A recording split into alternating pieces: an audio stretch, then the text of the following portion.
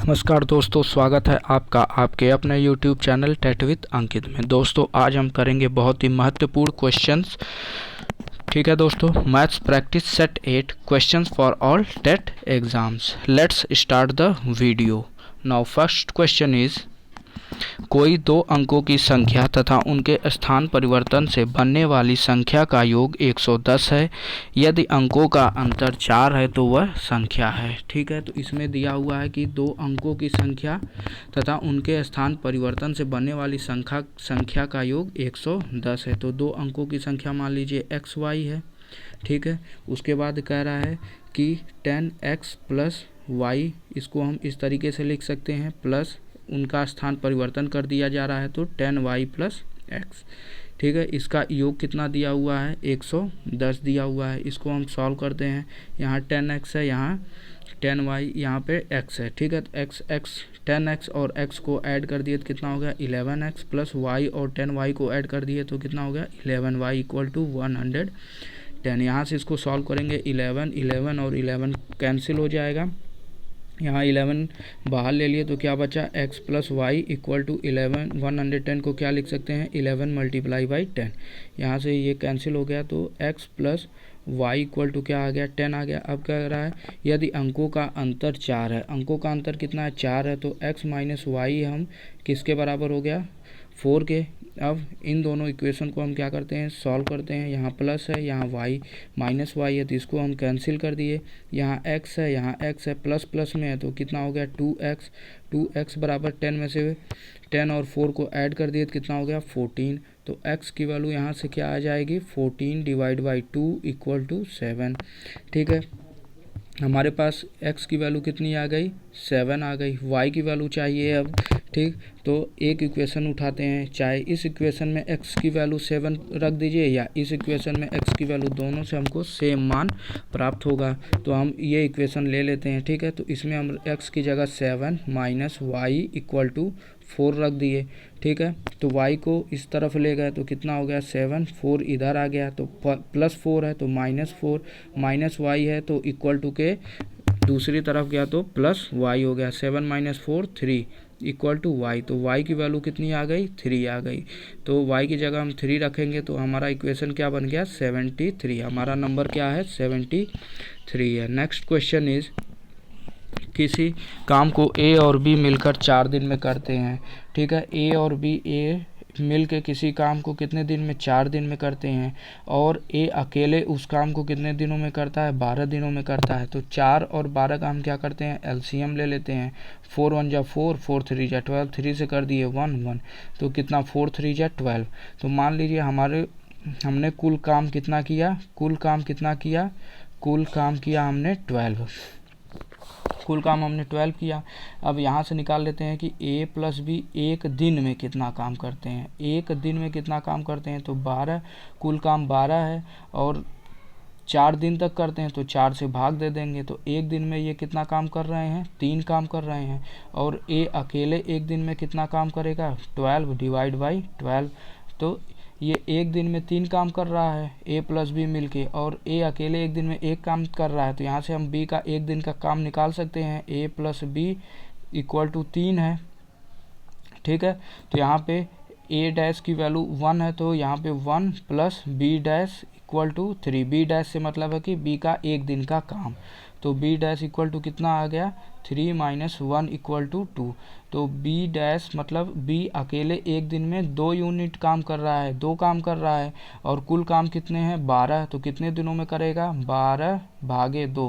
ठीक है, तो कितना आ गया 6 दिन में B जो है काम करेगा, अकेले फिनिश कर देगा। तो B is the right answer. Now next question is, एक व्यक्ति किसी दूरी को 12 किलोमीटर प्रति घंटे की चाल से तय करता है और 9 किलोमीटर प्रति घंटे की चाल से वापस लौटता है। यदि उसके द्वारा कुल 2 घंटे 20 मिनट का समय लगता है तो वह दूरी होगी। ठीक है दोस्तों, तो इसमें देखते हैं। इसमें मान लीजिए एक आदमी इस जगह से यहाँ पर आता है, इस जगह का नाम A मान लेते हैं, इस जगह का नाम B मान लेते हैं। यहाँ से यहाँ जाता है तो 12 किलोमीटर प्रति घंटे की रफ्तार से, और यहाँ से A की तरफ जाता है तो कितना लेता है 9 किलोमीटर घंटे की रफ्तार से जाता है। ठीक है, उनके बीच का क्या है, डिस्टेंस सेम है। और आने जाने में कितना समय लगाता है, 2 घंटे 20 मिनट। तो यहाँ 20 मिनट है, 20 मिनट को भी हम किस में, घंटा में बदल लेते हैं, ठीक है।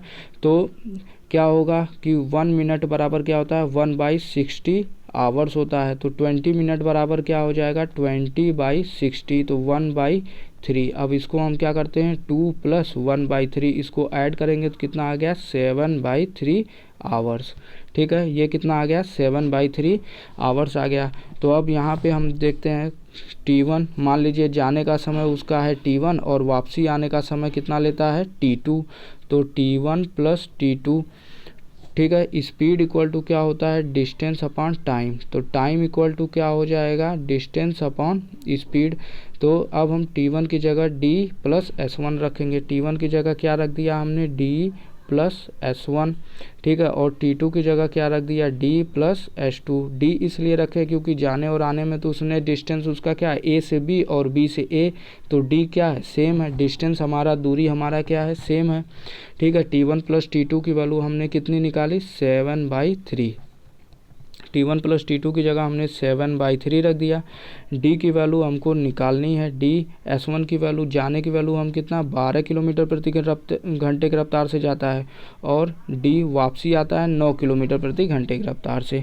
तो इसको हम सॉल्व करते हैं तो D में इसका मल्टीप्लाई कर देंगे 9 का, ठीक है। तो यहाँ लिख लेते हैं 7/3 = 9D हो गया, ठीक है। फिर 12 का D में मल्टीप्लाई कर दिए, बीच में किसका साइन है, प्लस का, तो प्लस का लगा दिए, +12D डिवाइड बाई 12 में 9 से मल्टीप्लाई कर दिए, तो 12 9 जा 108, ठीक है दोस्तों।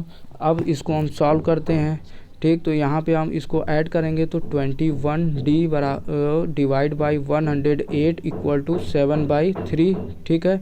ये हो गया। अब यहाँ से हम इस D की वैल्यू निकाल लेते हैं। तो D की वैल्यू क्या हो जाएगी, D इक्वल टू क्या हो जाएगा, 7 में 108 से मल्टीप्लाई कर देते हैं, डिवाइड में क्या क्या रहेगा, 3, और ये 21 जो है 3 के साथ में आ जाएगा, तो 21। यहाँ से 7 1 जा 7, 7 3 जा 21, 3 3 जा कितना हो गया, 9, और 9 1 जा 9, 9 2 जा 18। तो D कितना आ गया हमारा, 12। तो D is the right answer. Now next question is, किसी दो अंकों की संख्या में दहाई का अंक इकाई अंक से 4 अधिक है। मान लीजिए हमारे पास इकाई का अंक कितना है, x है, तो दहाई का अंक क्या हो जाएगा, 4 अधिक है, तो उसमें हम 4 जोड़ देते हैं, ठीक है। ये दहाई का हो गया। अब क्या करा, दोनों अंकों का योग उस संख्या का 1/7 है। तो ये जो हमारे पास दोनों अंक हैं, इन दोनों अंकों को हमने क्या किया, जोड़ दिया, x + 4 + x इक्वल टू दोनों अंकों का योग उस संख्या का। तो संख्या हमारे पास क्या है, 10x + 4 + x, ठीक है। उसके बाद डिवाइड बाई 1/7 है, तो 1/7। अब क्या करते हैं, क्रॉस मल्टीप्लाई कर लेंगे, ठीक है। यहाँ पे 1 है तो 1, तो यहाँ 7 में x से मल्टीप्लाई किए तो कितना हो गया, 7x + 7 में 4 से मल्टीप्लाई किए 28, 7 4 जा 28, फिर +7x हो गया, ठीक है। इक्वल टू 10 में x का मल्टीप्लाई किए तो कितना हो गया, 10x, फिर 10 में 4 से मल्टीप्लाई किए तो कितना हो गया, 40 + x हो गया, ठीक है। x कितना है, x वाले टर्म्स को एक तरफ लेते चलते हैं, इधर भी 10x है और x है, तो यहाँ पे 7x + 7x कितना हो गया, 14x। यहाँ पे 10x और x 11x इक्वल टू के इस तरफ आएगा तो माइनस का साइन हो गया, ठीक है। 11x इक्वल टू यहाँ कितना है, 40, फिर 28 को उधर ले गए तो कितना हो जाएगा, -28 हो गया, ठीक है। 14x में से 11x सब्ट्रैक्ट किए तो कितना हो गया, 3x, और ये कितना हो गया, 40 - 28 12। तो x की वैल्यू कितनी आ गई, 4। x की वैल्यू कितनी आ गई, 4। तो हमसे क्या पूछा हुआ, इकाई के स्थान वाला अंक होगा 4। B is the right answer. Now next question is, एक वर्ग का क्षेत्रफल 64 सेंटीमीटर स्क्वायर है। एक वर्ग दिया हुआ है, उसका क्षेत्रफल 64 सेंटीमीटर। तो एरिया इक्वल टू लंबाई गुणे चौड़ाई इक्वल टू, ठीक है। तो यहाँ पे क्या दिया हुआ है, वर्ग दिया हुआ है, तो वर्ग में लंबाई जो है, वर्ग में क्या होता है, लंबाई इक्वल टू चौड़ाई। तो ऐसे हम मान लेते हैं a² a, ठीक है। a² मान लिए इक्वल टू कितना है, 64। तो a की वैल्यू कितनी हो गई, √64। तो a की वैल्यू 8 8 जा 64, तो a की वैल्यू कितनी हो गई 8 हो गई। अब क्या पूछ रहा है परिमाप, तो p इक्वल टू क्या होता है 4a, तो 4 मल्टीप्लाई बाई a की वैल्यू कितनी आई है 8 आई हुई है, तो 8 रख दिए, तो 8 4 जा 32 सेंटीमीटर। ठीक है, तो b is the right answer. Now next question is 5 अंकों की वह छोटी से छोटी संख्या ज्ञात कीजिए जो 16, 24, 36 व 54 से पूर्णतः विभाजित हो जाए। तो सबसे पहले हम इन नंबरों का एलसीएम निकाल लेते हैं। ठीक है, तो 16, 24, 36, 54, यहाँ से 2 से किए 2 8 जा 16, 12 और ये हो गया 18 2 जा 36 और ये हो गया 27 2 जा 54, फिर 2 से किए तो ये कितना हो गया 4 हो गया, ये 6 हो गया, ये 9 हो गया, ये 27 हो गया, फिर 2 से किए तो ये 2 हो गया, ये 3 हो गया, ये 9 हो गया, ये 27 हो गया, उसके बाद फिर 2 से किए तो ये 1 हो गया। ठीक है, ये 3 हो गया, ये 9 हो गया, ये 27 हो गया, फिर 3 से किए तो ये 1 हो गया, 1 हो गया, 3 हो गया, 9 हो गया, फिर 3 से किए तो 1 हो गया, 1 हो गया, 1 हो गया, 3 हो गया, फिर 3 से किए तो 1 1 1 1, इसका मल्टीप्लाई कर देते हैं। 3 3 जा 9, 9 3 जा 27, 27 2 जा 54, 54 2 जा 108, 108 2 जा 216, 216 2 जा 432। ठीक है, अब हमारे पास 5 अंकों की सबसे छोटी संख्या क्या है 10,000 है। 10,000 को हम किससे भाग दे देंगे 432 से भाग देंगे। ठीक है, तो यहाँ पे कितनी बार ले जाएंगे हम, कितनी बार ले जाएंगे 432 2 बार ले जाते हैं। ठीक है, 2 बार ले गए तो कितना आया 864 आ गया। यहाँ पे इसको सब्ट्रैक्ट किए तो 864 आया, तो यहाँ पे हम सब्ट्रैक्ट करेंगे तो कितना आ जाएगा 100, ये 6 हो गया, ये 3 हो गया, ये 1 हो गया, ये 0, यहाँ पे 1360 आ गया। अब कितनी बार ले जाएंगे, अब 3 टाइम से ले जाएंगे, 3 टाइम से लेकर तो ये कितना हो गया 3 2 जा 6, 3 3 जा 9, 4 3 जा 1296 हो गया। ठीक है, यहाँ पे इसको सब्ट्रैक्शन करेंगे तो कितना आया 64 आया। ठीक है, अगर हम 10,000 में से 64 को क्या करें सब्ट्रैक्ट कर दें तो ये हमारे 5 अंकों की सबसे छोटी संख्या तो होगी नहीं, तो हमें क्या करना होगा 432 उसके बाद ऐड कर देंगे। ठीक है, 432 ऐड कर देंगे तो हमें वो सबसे छोटी संख्या मिल जाएगी जो इन सभी नंबरों से क्या होगी डिविजिबल होगा। ठीक है, पूरी तरीके से विभाजित होगा। तो हम इसको सॉल्व करेंगे, तो पहले इन दोनों को हम ऐड कर लेते हैं। तो ये हो गया 10,432 माइनस 64, इसको कर लेते हैं तो कितना आ गया 10,368, क्या हो गया 10, ए is the right answer. Now next question is दो संख्याओं का मसा 11 तथा लसा 693 है। यदि एक संख्या 77 है तो दूसरी संख्या क्या होगी। तो हमने देखा था पिछली वीडियो में LCM into HCF equal to A into B. LCM कितना दिया हुआ है 693, HCF कितना दिया हुआ है 11 इक्वल टू एक नंबर कोई भी मान लीजिए। तो A की वैल्यू मान लीजिए 77 है, B की वैल्यू हमको फाइंड करना है। तो b इक्वल टू क्या हो जाएगा 693 मल्टीप्लाई बाई 11 डिवाइड बाई 77, यहाँ से 11 1 जा 11, 11 7 जा 77, 7 9 जा 63, 7 9 जा 63, तो b की वैल्यू कितनी आ गई 99 is the right answer. C is the right answer. Now next question is 7 क्रमिक संख्याओं का औसत 20 है। ठीक है, तो यहाँ पे हम मान लेते हैं पहली संख्या x है, दूसरी संख्या x + 1 है, तीसरी संख्या x + 2 है। इसी तरीके से मानते चले जाइए x + 3, x + 4, x + 5, x + 6। ठीक है, इनका औसत। ठीक है, तो ये डिवाइड बाई 7, क्योंकि कितने नंबर्स हैं 7 है, सबको ऐड करते जाइए, सबको ऐड कर दीजिए। ठीक है,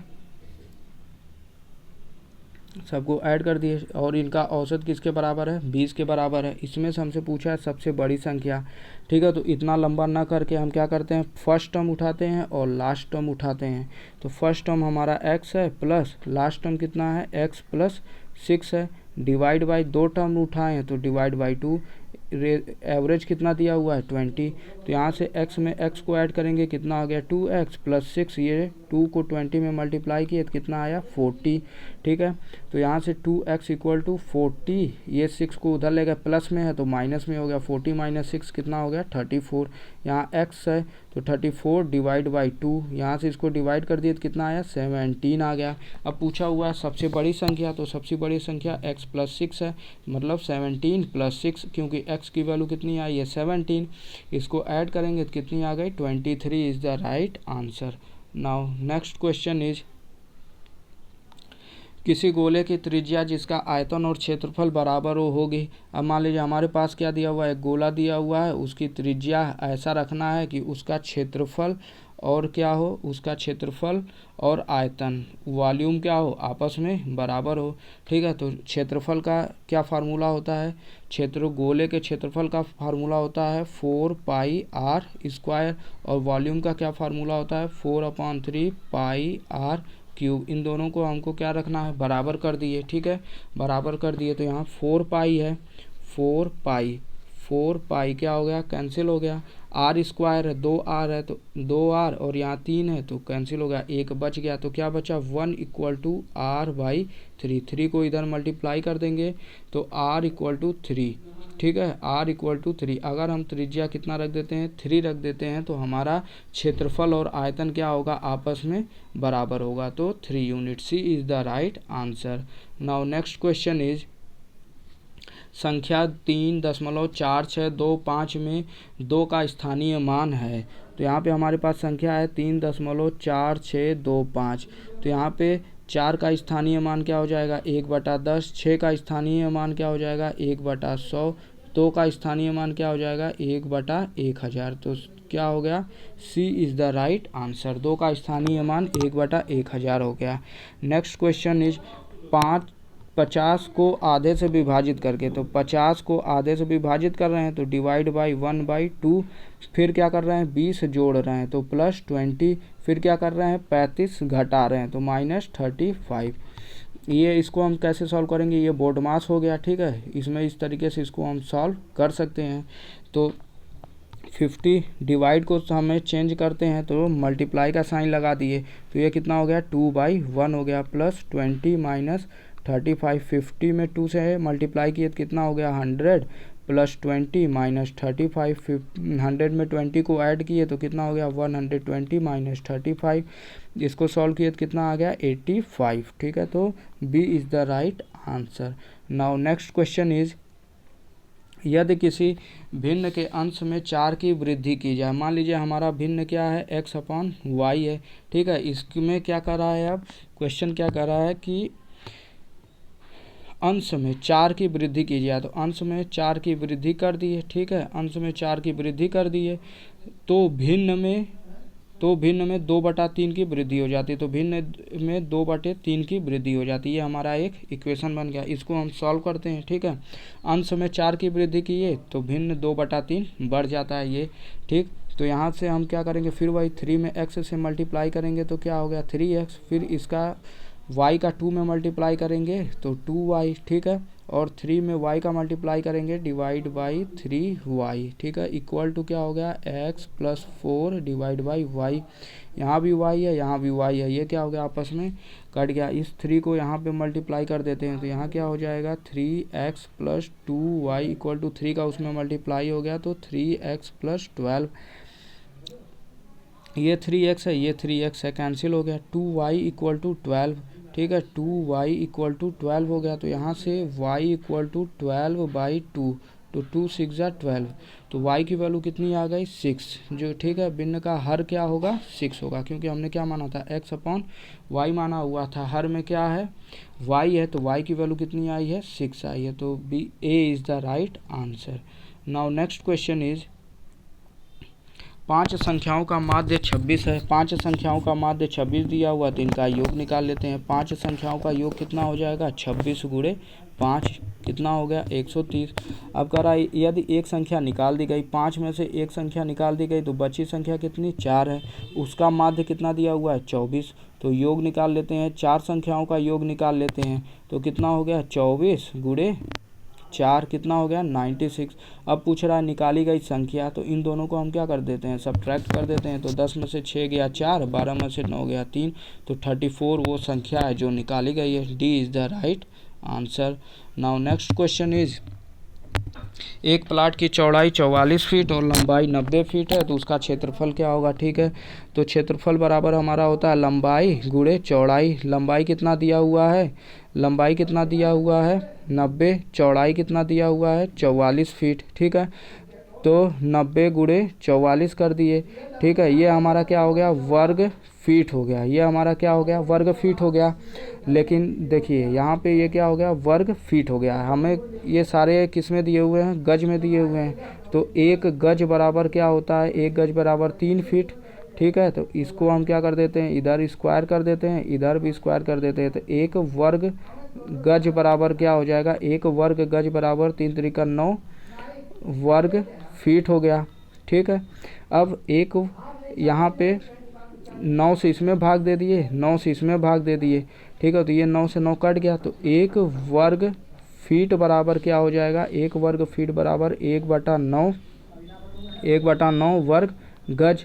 ठीक है, 1/9 वर्ग गज, तो 90 गुणे 44 वर्ग फीट है। ठीक है, तो एक वर्ग फीट में 1/9 वर्ग गज, तो 90 गुणे 44, 90 गुणे 44 वर्ग फीट में कितना वर्ग गज हो जाएगा, तो 90 गुणे 44 बटा 1/9।